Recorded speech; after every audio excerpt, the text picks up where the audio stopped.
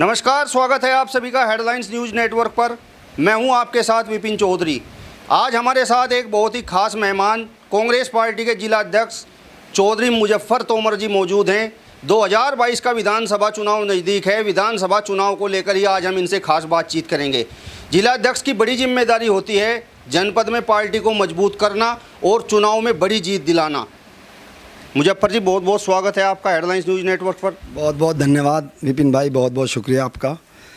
प्रियंका गांधी जी के हाथों में इस बार उत्तर प्रदेश की कमान है। किस प्रकार से आप देखते हैं, सरकार बनेगी या नहीं? निश्चित तौर पर आदरणीय प्रियंका गांधी जी के नेतृत्व में और हमारे प्रदेश अध्यक्ष अजय कुमार जी के नेतृत्व में और पूरा संगठन जो कि आदरणीय प्रियंका गांधी जी ने पिछले 2 साल से जब से वो प्रभारी बनी है, ज़मीन पर संगठन आप देख रहे होंगे कि हमारा आज की तारीख में ज़मीन पर संगठन खड़ा काम कर रहा है। पूरे प्रदेश में बहुत ही जिम्मेदारी के साथ और बहुत मेहनत के साथ आज संगठन खड़ा है और उसका कारण है आदरणीय प्रियंका गांधी जी। और आपने देखा भी होगा, हमारी पिछले 4.5 साल से अगर कोई सड़क पर लड़ने का काम कर रहा है तो वो केवल विपक्ष की अगर भूमिका में है। आप पत्रकार इस बात को बखूबी जानते हैं कि आदरणीय प्रियंका गांधी जी और कांग्रेस पार्टी अजय कुमार लल्लू जी और संगठन सड़क पर लड़ाई लड़ रहा है। तो उस आधार पर निश्चित तौर पर 2022 में हम लोग सरकार बनाएंगे। लंबे समय से जनता कांग्रेस पार्टी को नज़रअंदाज करती चली आ रही है। पिछले अगर कुछ विधानसभा चुनाव की हम बात करें तो इस बार ये जो आपके अंदर उत्साह है, इसके पीछे क्या कारण है? देखिए, पहले कहीं ना कहीं हमारा संगठन कमज़ोर था। आज की तारीख में हम लोग गांव तक संगठन को अपने गांव तक ले जा चुके हैं। हमारा ग्राम सभा अध्यक्ष, न्याय पंचायत अध्यक्ष, न्याय पंचायत की कमेटी, ब्लॉक की कमेटी, ब्लॉक अध्यक्ष, लगभग पूरे जनपद में और पूरे प्रदेश में लगभग गांव तक कांग्रेस पार्टी का संगठन खड़ा हो चुका है। और किसी भी पार्टी का अगर संगठन मजबूत है तो वो निश्चित तौर पर सरकार बनाने में सक्षम होती है। लेकिन जो भारतीय जनता पार्टी है वो तो ये कह रही है कि इतना विकास इस प्रदेश में हमने करा दिया है, सबका साथ सबका विकास के नारे पर हम काम कर रहे हैं, तो जनता भला भारतीय जनता पार्टी को छोड़कर कांग्रेस की तरफ क्यों जाएगी? देखिए, लोगों ने एक विश्वास जताया था। काफ़ी दिन से भाजपा पार्टी भी सत्ता में यहाँ नहीं थी। लोगों को लगा था कि शायद केंद्र में भी सरकार है और राज्य में सरकार बनाने के बाद इस प्रदेश का कोई अच्छा हाल हो जाएगा। लेकिन लगातार जब से भाजपा सरकार आई है, मैं आपको बता दूं, अगर इस अभी ये चुनावी साल है, इसको अगर छोड़ दें आप, तो पिछले 3, 3.5, 4 साल से गन्ने का रेट नहीं बढ़ा। किसान महत्वपूर्ण होता है और यूपी में किसान की अहम भूमिका रहती है। तो आप बताइए, आप तो पत्रकार हैं, कि 4.5 साल में लगभग कोई किसान का रेट बढ़ा है गन्ने का? जब गन्ने का रेट नहीं बढ़ा, जो किसानों के साथ वादे किए गए थे, किसानों के साथ कर्जा माफ़ी की बात की गई थी, कर्जा माफ़ी नहीं हुआ भी तो 1 रुपया आया, लिस्ट में 2 रुपये आए। तो बिजली का बिल पूरे देश में अगर सबसे ज़्यादा कहीं बिजली का रेट है तो वो यूपी में है। तो किस आधार पर, मुझे नहीं लगता कि ये इतने होने के बावजूद भी इनका क्या मुंह है लोगों से वोट मांगने का। बिजली महंगी है, तेल महंगा है, गैस महंगी है, किसान के लिए कुछ किया नहीं है, फसलों की हालत ख़राब है, तो किस आधार पर ये वोट मांगेंगे? किससे वोट मांगेंगे? जनता, आपने देखा होगा कोरोना में लोगों के साथ जो हालात हुए, लोगों को ऑक्सीजन तक नहीं मिली। आपने देखा कि लगातार टीवी ने दिखाया है कि ऑक्सीजन से, बेड से लोग मरे हैं। तो किस आधार पर, किस मुंह से ये लोगों से वोट मांगेंगे? और जबकि हम लोग विपक्ष में होते हुए, आपने देखा होगा कि वो बसों का मामला हुआ था। आदरणीय प्रियंका गांधी जी, पहले कोरोना काल में बसों को, राजस्थान से बसों की व्यवस्था की गई थी, क्योंकि प्रवासी मजदूर और जो बाहर के लोग थे वो लोग पैदल चल कर आ रहे थे और बीच में उनके साथ बड़ी विडम्बना ये थी कि कोई हत्या हो रही, वो शहादत हो रही थी, मर रहा था कोई भूख से, प्यास से। तो उस वक्त में आदरणीय प्रियंका गांधी जी ने योगी जी को यहाँ तक कहा था कि आप ये जो बसें हम लाए हैं इन पर आप अपना ही फ़ोटो लगवा लीजिए, लेकिन कम से कम जो मजदूर जा रहा है कम से कम उसको उसके घर पहुँचाने का काम कीजिए। तो ये सरकार किसी भी एक चीज़ हमें बताए जब से भाजपा सरकार आई है कि उसका ये एक महत्वपूर्ण कार्य है जिससे लोग वोट देंगे। आपने अभी किसानों की बात की और गन्ने की भी बात की। सरकार ने तो अभी 25 रुपये बढ़ा दिए हैं। मैंने कहा ना, 4 साल के बाद, चुनाव समय 4 साल के बाद 12,000 करोड़ रुपए गन्ने का बकाया है। 12,000 करोड़ रुपए गन्ने का बकाया है, क्यों नहीं दिलाया? आपने तो कहा था कि आप बैठते ही कि गन्ने का भुगतान होगा। आप देख रहे हैं, आप भी किसान हैं, 12,000 करोड़ रुपए गन्ने का बकाया है। और मैं कह रहा हूँ 4 साल से क्यों नहीं बढ़ाया? अगर चुनाव आ गया, खाली चुनाव के लिए आप बढ़ाएंगे? 4 साल से भी तो किसान है, गन्ना वही है, वही बुरी हालत है, उसका पेमेंट नहीं हो रहा है, बिजली का रेट आपने बढ़ा दिया, तो क्यों नहीं बढ़ा? चुनाव को देखते हुए आप बढ़ा रहे हैं। ये लोग, जनता समझ चुकी है कि चुनावी शगुफे हैं, इन पर वो आने वाले नहीं हैं। अच्छा, समाजवादी पार्टी की पूर्व में सरकार रही है और समाजवादी पार्टी के राष्ट्रीय अध्यक्ष ने एक बार फिर से 2022 में 400 सीटों का दावा कर दिया है। देखिए, मुझे बड़ा आश्चर्य हो रहा है। उनकी 5 साल सरकार चली है, दंगे हुए हैं। एक उन्होंने एक रोड बनाया था, वो एक्सप्रेसवे, उनके अलावा समाजवादी के पास कोई ऐसा काम नहीं जिसे वो दिखा सके कि हमने ये काम किया है। समाजवादी एक हवाबाजी में, एक मैं कहूँगा कि अति उत्साहित, हमारे आदरणीय राष्ट्रीय अध्यक्ष अखिलेश जी अति उत्साहित हो रहे हैं कि हम 400 सीटें लाएंगे। आप रिजल्ट देख लीजिएगा। अब मैं तो कहूँगा कि लोग जो इस तरह की समाजवादी की बात करते हैं, अभी उपचुनाव हुआ 8 सीटों पर, 2 सीटों पर हम लोग दूसरे नंबर पर थे, 4 सीटों पर वो दूसरे नंबर पर थे, 4 सीटों पर कांग्रेस दूसरे नंबर पर थी। तो किस आधार पर वो कह रहे हैं कि हम 400 सीटें ले आएंगे? मेरी ड्यूटी बुलंदशहर में थी। बुलंदशहर में समाजवादी पार्टी का कैंडिडेट और लोकदल का गठबंधन का कैंडिडेट मात्र 7,000 वोट मिले थे, तो तीसरे नंबर पर था, चौथे नंबर पर। तो किस आधार पर वो, अभी चुनाव 1 साल भी नहीं हुआ उपचुनाव को, तो किस आधार पर वो वोट कहाँ से आएगा? मुझे समझ नहीं आ रहा है कि वो वोट कहाँ से आएगा। खाली ये कहना कि हम 400 सीटें ला रहे हैं, खाली जुबानी शगुफा है। सरकार नहीं आ रही, सरकार निश्चित तौर पर कांग्रेस पार्टी बनाएगी। अच्छा, जो अन्य दल हैं जो कांग्रेस पार्टी के विपक्ष में रहते हैं, वो तो लगातार इस प्रकार की बातें करते रहते हैं कि आज़ादी के बाद 70 सालों तक कांग्रेस देश को लूटती रही। देखिए, कांग्रेस ने 70 साल लूटने के बाद भी गैस सिलेंडर 350 रुपये था। देश में 70 साल लूटने के बाद भी पेट्रोल और डीजल, क्योंकि कच्चे तेल की महंगी कीमत थी, उसके बाद भी 50-60 रुपये था। देश को 70 साल लूटने के बाद भी सरसों का तेल मात्र 70 रुपये था। देश में 70 साल लूटने के बाद भी बिजली की दरें कम थी। देश में 70 साल तक जो इंफ्रास्ट्रक्चर खड़ा किया, चाहे एम्स हो, चाहे IIT हो, चाहे परमाणु संपन्न हो, जितना कार्य कांग्रेस पार्टी ने किया, लूटने के बाद भी ये हालात नहीं थे। इन लोगों ने वो 70 साल की चीज़ों को आज बेचने का काम हो रहा है। कल एयर इंडिया आपने देखा होगा, टाटा को बेच दिया, BSNL बेच दिया। और मैं ये कहता हूँ कि 7 साल में जो चीज़ 350-400 रुपये सिलेंडर था और 7 साल में वो 1,000 रुपये हो गया। तो महंगाई लूटने के बाद भी, आप देखिए, ये लोग हमें कहते हैं कि हमने लूटा है, लूटने के बाद भी जनता को 400 रुपये मिल रहा था।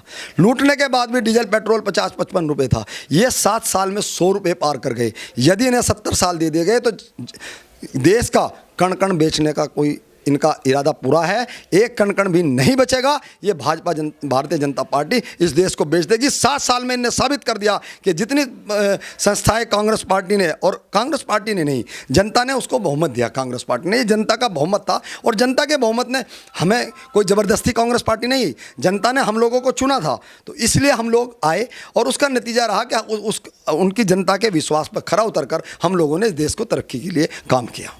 आपने अभी समाजवादी पार्टी की बात की है।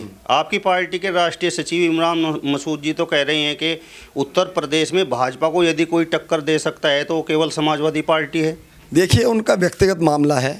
मैं नहीं मानता कि वो किस आधार पर ये कह रहे हैं कि समाजवादी है। मैंने आपको बताया ना कि 4 चुनाव में समाजवादी भी दूसरे नंबर पर थे, हम भी दूसरे नंबर पर थे। तो मैं तो नहीं मानता, ये उनका व्यक्तिगत बयान हो सकता है या उनके मन में ऐसी कोई बात हो कि उन्हें लगता है कि, मैं नहीं मानता कि समाजवादी पार्टी मजबूत है। मजबूत यहाँ कांग्रेस पार्टी है, आदरणीय प्रियंका गांधी जी के नेतृत्व में और आदरणीय अजय कुमार लल्लू जी और पूरे संगठन के साथ खड़ा होकर कांग्रेस पार्टी सरकार बना रही है।